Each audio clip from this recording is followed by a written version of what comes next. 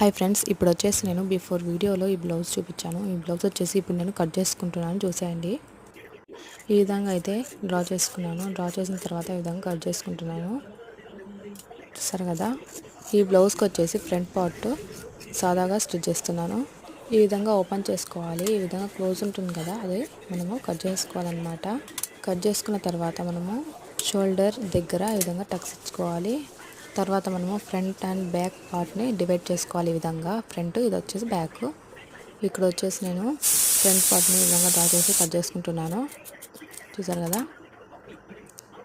ఈ model neck అనమాట. ఇది వచ్చేసి బ్యాక్ పార్ట్ కటింగ్ అనమాట. చూసారు కదా, డ్రాప్ నెక్.